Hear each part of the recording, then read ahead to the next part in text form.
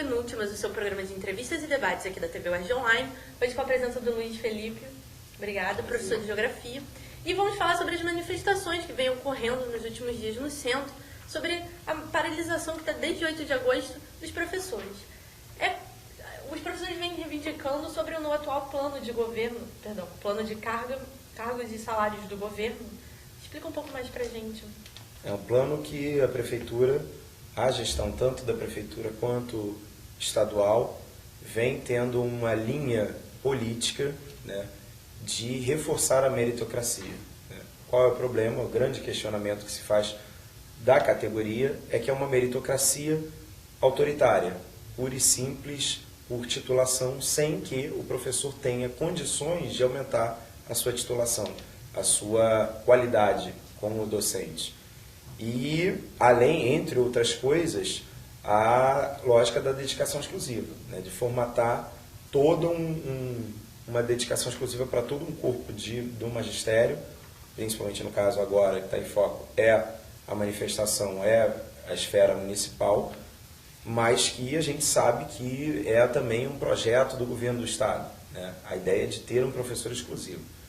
O que se questiona, e aí eu falo também porque eu estou na rede privada, o que se questiona, e não estou na pública exatamente por isso, pelo baixo salário, o que se questiona é exatamente a condição de vida do profissional do ensino. Né? Salas superlotadas, sem ar-condicionado, salas sem condição, né, condições insalubres, e isso não é a menor parte, a minoria das salas, como a prefeitura deixa transparecer quando as autoridades são questionadas. Eles sempre usam um termo que é engraçadíssimo: esse é um caso pontual, é um caso pontual.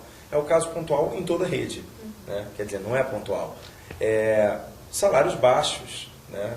E óbvio, o salário, se você aumentar o salário do professor, vai aumentar a qualidade da aula do professor? Não vai.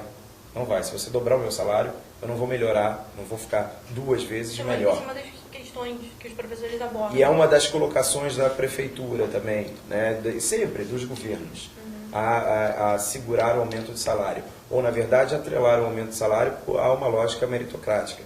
Mas o grande problema é: o aumento de salário ele deve ser gradual? Deve, ok, eu até entendo e concordo por uma lógica de lei de responsabilidade fiscal e tal, das instituições governamentais. Mas passa muito além da questão do salário. Exemplo, vou citar exemplos que não são colocados na mídia. Eu sou profissional da rede privada. Meu filho estuda em colégio privado. Eu sou classe média, eu tive uma boa formação. Eu não estou querendo dizer que na rede pública você não possa encontrar uma boa formação. Pode. Mas, de um modo geral, mesmo os profissionais da rede privada percebem que não há a mesma qualidade, ou, na verdade, a mesma estrutura. Mais do que a qualidade do professor, a estrutura. E preferem, né, acabam tendenciando a colocar seus filhos em colégios privados. Ao colocar em colégio privado, você não paga, por um acordo sindical entre Escolas Rio, Simpro Rio, as entidades patronais e de classe da categoria. Você não paga, você é isento. Quando você, literalmente, você governador, você, no caso agora o prefeito, Eduardo Paes, meio que coloca uma obrigatoriedade da dedicação exclusiva, você retira o profissional da rede privada, e aí o profissional da rede privada perde essa vantagem, digamos assim, que é um salário indireto, e é um alto salário indireto. Você pagar um bom colégio privado não é barato. Sem que você, profissional, tenha garantia de que o seu filho vai estar estudando com uma estrutura digna, com uma estrutura... Ok? Então, quer dizer, para além da questão salarial, tem uma questão de vida, de organização de vida do profissional, que não está sendo colocado em xeque na grande mídia, porque não interessa a grande mídia discutir efetivamente com qualidade, com profundidade, a educação no Brasil. Uma sociedade apolitizada, e a crítica é o que a grande mídia acaba fortalecendo. Então, a gente tem que sempre fazer a leitura, né, das coisas que estão nas entrelinhas que não são colocadas no dia a dia pelos grandes veículos. E, na verdade, quando você senta de noite e vai ver um jornal das 8, ou um jornal à tarde, no almoço, os grandes veículos de massa vão falar aquilo que se quer ouvir. Né? Então, assim, você precariza a vida do trabalhador, você não melhora, não garante nenhum tipo de melhoria efetiva na vida, na qualidade de vida, não só dos estudantes, como dos professores. Você, apesar de aumentar a renda via público, você reduz a sua renda num cômputo geral, que você é excluído da rede privada, né? Isso tudo não é colocado em xeque. E o que, para mim, me incomoda mais é a questão da versatilidade do profissional. Segundo esse plano, é um professor de educação básica, que seja de português, caso necessário, poderá dar aula de física, dar aula de matemática, que é surreal. A gente não teve formação para isso, né? E essa é uma das coisas mais graves. A coisa, e o que mais salta aos olhos, é a falta de diálogo dessa gestão, né? O prefeito se comporta de maneira extremamente temerária quando a gente está falando de uma... No pronunciamento ele falou que não negociaria mais se não houvesse uma discussão dos professores voltarem às aulas. Ele não negociaria mais. É uma opção dele e ele vai prejudicar a milhares e milhares de alunos. Né? Como é que um prefeito que foi eleito pelo povo democraticamente se fecha, se coloca num pedestal e fala, não vou negociar mais? Né? Outro tema também que a mídia vem falando demais é a participação, ou eles se infiltraram, os black blocs. Esse apoio deles seria, sim, de grande ajuda, ou você acredita que está desviando o foco do que a manifestação realmente quer? Diante da falta de crítica, de senso crítico da nossa educação, da nossa sociedade, o black bloc mais atrapalha do que ajuda. Tá?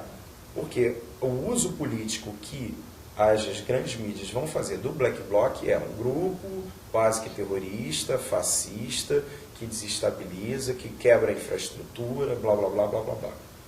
O que a gente tem que perceber é o seguinte, o black bloc é uma manifestação legítima. É legítimo. Parece ser violento e tal, mas é muito mais violento você estar lá na Baixada Fluminense, ou estar lá num bairro, né, no final do Rio, no subúrbio, e não ter aula.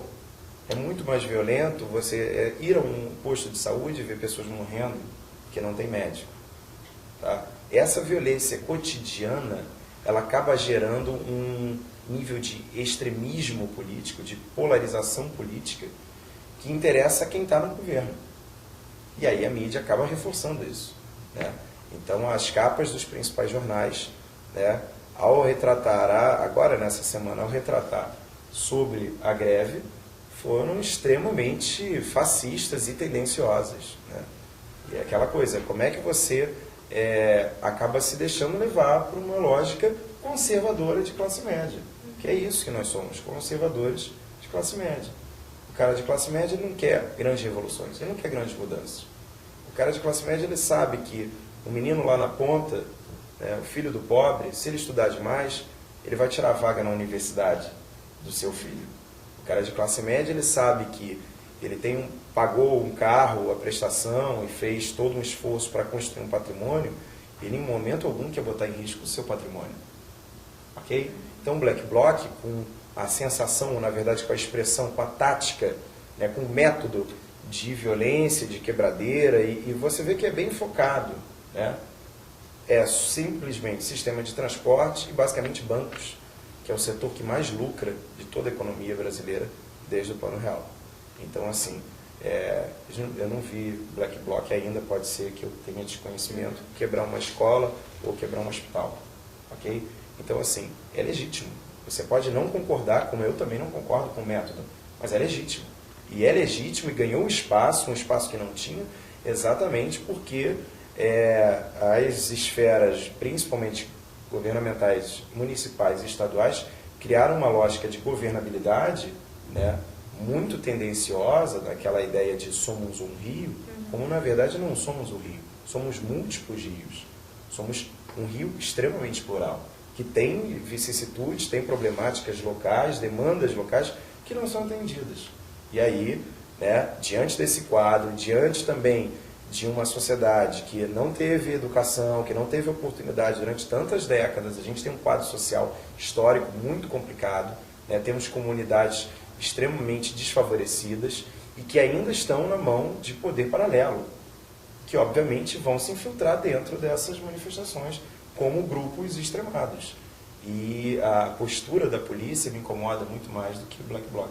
Eu tenho completa convicção que a polícia é fundamental, não concordo com a desmilitarização da polícia militar, a gente ainda não chegou num patamar civilizatório, se é que isso existe, de desmilitarizar ou ter condição de desmilitarizar a polícia. Bastava a polícia cumprir com aquilo que se é proposto. A polícia tem protocolos de segurança, a polícia faz treinamentos nacionais e internacionais, em parceria com outras polícias do mundo, mas não seguem coisas básicas dos direitos humanos. Agora o governo federal chamou o secretário nacional de Direitos Humanos para conversar com a Secretaria de Segurança Pública do Estado do Rio sobre os exageros, e as exacerbações na lógica de coibir, ou tentar coibir manifestações mais violentas ou expressões ou métodos mais violentos. Porque, de fato, há uma exacerbação do uso da força policial, melhor dizendo, do Fábio. Obrigada pela sua participação. Obrigado. E fica por aqui mais um penúltimo. Continue assistindo a gente. Até a próxima conexão.